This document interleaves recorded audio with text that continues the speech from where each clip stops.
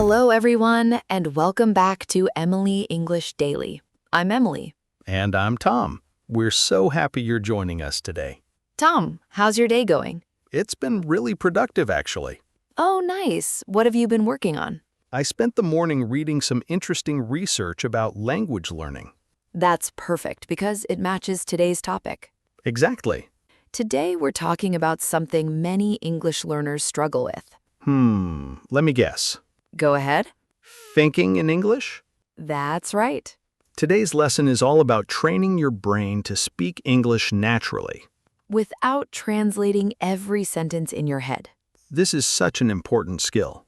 Have you ever experienced that while learning another language? Oh, definitely. Really?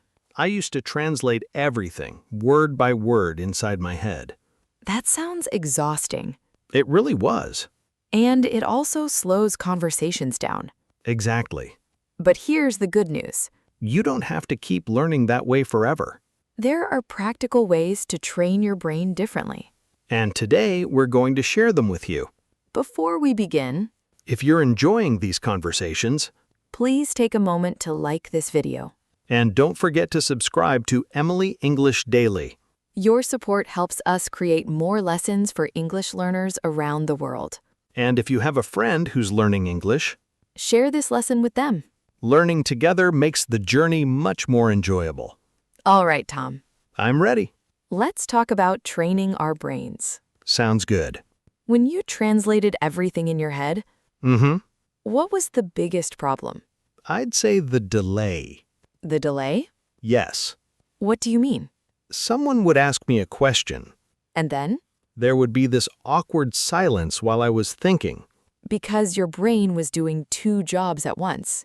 Actually, even more than that. Really? First, I listened to the English. Okay. Then, I translated it into my native language. That's step 2. Next, I thought of my answer in my native language. Step 3. And finally, You translated your answer back into English. exactly. That's 4 different steps. When it should really be just 2. Understand? And respond.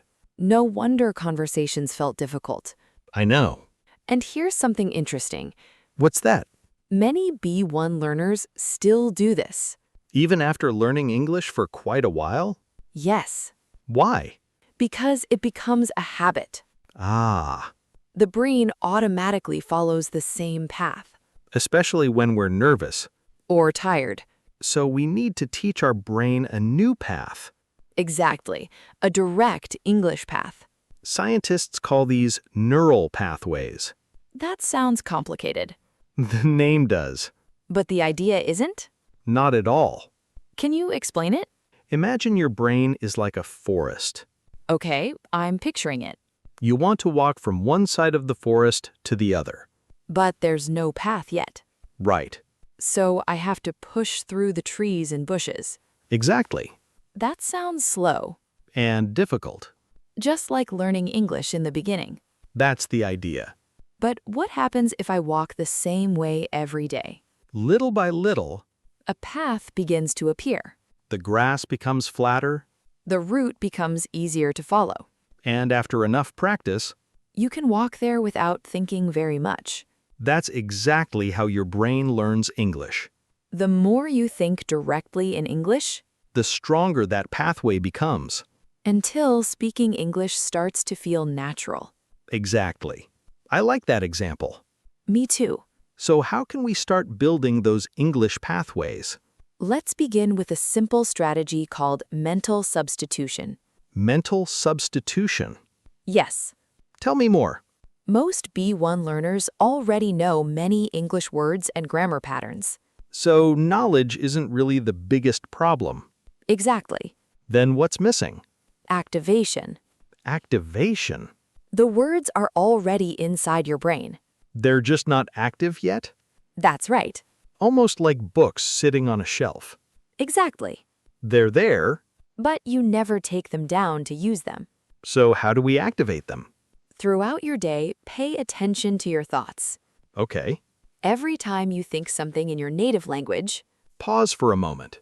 then ask yourself, How would I express this in English?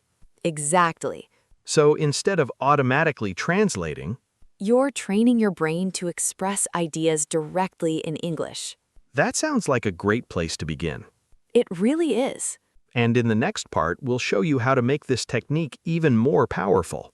So, Tom, let's continue with mental substitution. Yes, I really like that idea. Imagine you're making coffee in the morning. Okay. You might think, I need more sugar. That's a very simple thought. It is. So I just say it in English? That's the first step. And then? Don't stop there. Really? Challenge yourself to express the same idea in different ways. Like what? You could say, this coffee isn't sweet enough. That's nice. Or, I'd like to add a little more sugar. That's another natural way. You could even say, this needs to be sweeter. So I'm not memorizing one perfect sentence. Exactly. I'm learning several ways to express the same idea. That's the goal. Why is that so important? Because real conversations aren't about perfect translations. They're about communicating your meaning. Exactly. And if one sentence doesn't work, You'll already know another way to explain it. that sounds much more natural. It really is. So during the day, Try catching your own thoughts. and practice saying them in 2 or 3 different ways, Yes, that should make those English pathways stronger. exactly. And it also prepares you for real conversations. Right. Sometimes people don't understand us the first time. Then being able to rephrase is a very useful skill. I completely agree. Here's a simple exercise for this week. Homework time? Just a little. I'm ready. Choose 3 activities that you do every day. Like making breakfast, Perfect. going to work, Yes, and getting ready for bed? those are great examples. Then what should we do? During each activity, describe what you're doing in English. Inside my head? Yes, But don't use only one sentence. exactly. Can you give us an example? Of course. Let's hear one. Imagine you're brushing your teeth. Okay, First, you might think, I'm brushing my teeth. simple enough. Then try another version. Like, I'm cleaning my teeth. Exactly. Or maybe, I'm using my toothbrush. 3 different ways to express one action. That's right. After practicing this for a week, You'll probably notice something interesting. what happens? English starts coming to your mind more naturally. Because my brain has more ways to reach the same idea. Exactly. I really like this exercise. Me too. So that's our first strategy. Yes, mental substitution with multiple expressions. What's the next strategy? Something many learners forget. Tell me. The power of your inner monologue. You mean talking to myself? Exactly. I already do that sometimes, Really? especially when I'm walking alone. Do you usually think in English? Honestly, not very often. Most people don't at first. So how should we begin? Start with a bilingual inner monologue. What does that mean? Think your sentence in your native language first. Okay. Then immediately repeat the same idea in English. So I'm still translating in the beginning. Yes, but there's no pressure. No one is waiting for my answer. Exactly. No one is judging my grammar. That's why it's such a safe place to practice. And eventually, Eventually, something wonderful starts to happen. what's that? English begins arriving first. Really? Sometimes you'll notice you're thinking directly in English. Without trying to translate? Exactly. That's the habit we're trying to build. Yes. And the more we use that English pathway, The more natural it becomes. I love that idea. In the next part, we'll discover how emotions, listening, and speaking practice can make those English pathways even stronger. Welcome back.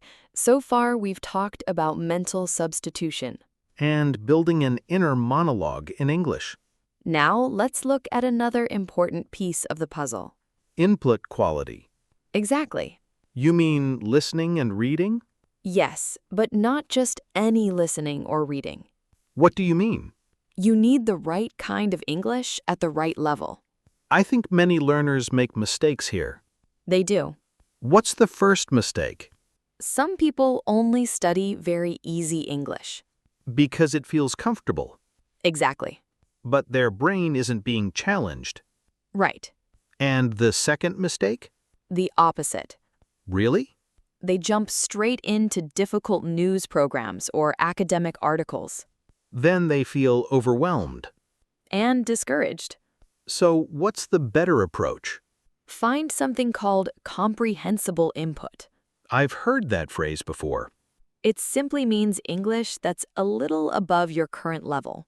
So I understand most of it. But I still learn something new. About 70 or 80%? Exactly. That sounds like a good balance. It really is. So where can learners find this kind of content? Podcasts YouTube channels? and graded readers designed for intermediate learners. Just like this podcast. Exactly.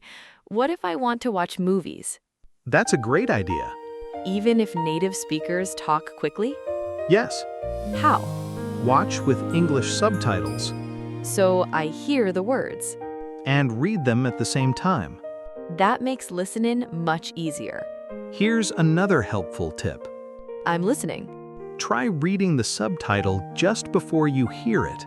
Really? It prepares your brain for the sounds you're about to hear. That's clever. It helps improve listening comprehension. What about reading? I like something called the 70% rule. What's that? If you don't understand more than 30% of a text, It's probably too difficult. exactly. So I should understand at least 70% naturally. Yes, Then I can guess new words from the context. just like native speakers do. That feels much more natural than checking the dictionary every minute. Definitely. What should people read? Read things you genuinely enjoy, Why does that matter? because interest keeps your brain engaged. So if I enjoy cooking, Read cooking blogs. if I love technology, Read technology articles. if I'm interested in sports, Read sports news. that makes learning much more enjoyable. Exactly. You also mentioned repetition earlier. Yes, Should we listen to the same lesson several times? absolutely. But not 5 times in one day. No. So what's better? Listen today, Okay. then listen again a few days later. And maybe once more the following week. Exactly. Why is spacing important? Because every time you return, your brain understands a little more. So the lesson feels easier each time. And that's very motivating. I like that. Now, let's move to something many learners find scary. Speaking. Exactly. I think that's the hardest part for many people. It is. Why? Because they're afraid of making mistakes Or sounding strange. or not being understood. Those are real fears. They are, But we can't train our brain to speak. without actually speaking. That's true. It's like learning to swim. Watching swimming videos isn't enough. At some point, You have to get into the water. exactly. So where should beginners start? Start by speaking to yourself. Out loud? Yes. Really? One of my favorite techniques is called shadowing. Shadowing. Listen to a native speaker. And repeat what they say. Try to copy their rhythm Their pronunciation. and their natural intonation. That sounds like great practice. It is. In the next part, we'll explore even more speaking techniques and learn how to overcome mental blocks, stay motivated, and build lasting confidence in English. Welcome back. We've talked about building English pathways Choosing the right input. and practicing by speaking. Now let's finish with some practical advice you can start using today. Tom, many learners tell me they're afraid to speak with other people. I completely understand that. Why do you think that happens? Mostly because they're afraid of making mistakes, Or they're worried about sounding strange. or they think people won't understand them. Those feelings are completely normal. But here's something important. You can't train your brain to speak English? Without actually speaking English. Exactly. It's like learning to ride a bicycle. Reading about it isn't enough. At some point, You have to get on the bike. so what if someone doesn't have English-speaking friends? That's okay. Really? There are many ways to practice. Such as language exchange apps? Online conversation groups. Or speaking with a tutor? The important thing is to keep using your English. And we don't have to speak perfectly, right? Exactly. The goal is communication. Not perfection. That's a big difference. It really is. So mistakes aren't failures. No. They're opportunities to learn. Every mistake teaches your brain something new. I like that way of thinking. Me too. Sometimes, though, my mind just goes blank. Ah, the famous mental block. Exactly. It happens to everyone. Even advanced speakers? Absolutely. So what should we do? First, don't panic. Okay. Remember that the feeling is temporary. Then what? Have a few useful filler phrases ready. Like what? Let me think about that for a moment. That's a good one. Or, that's an interesting question. I like that. You could also say, how should I put this?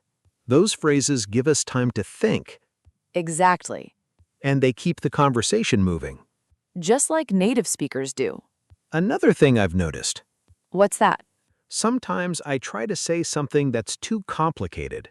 That's very common. Then I get stuck. Here's a simple solution. I'm listening. Simplify your message. Instead of searching for perfect words, Exactly. say the main idea first. Then add more details if you can. That feels much easier. It also helps your brain relax.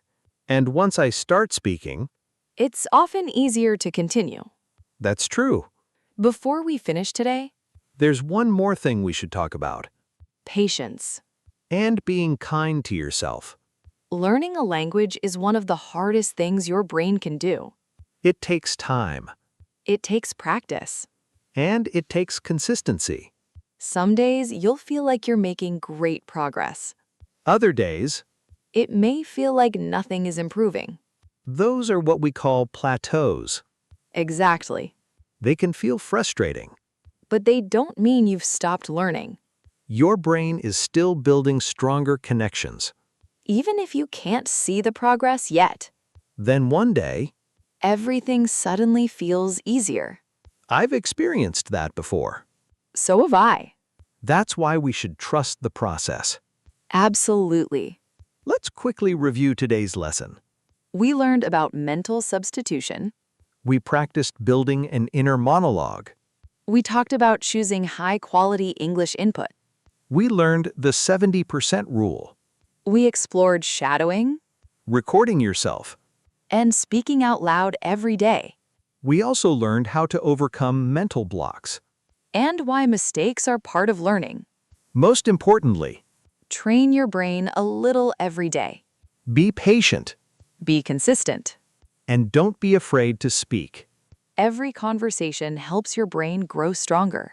Thank you so much for spending time with us today. If you enjoyed this lesson, please like the video and subscribe to Emily English Daily. We'd also love to hear from you.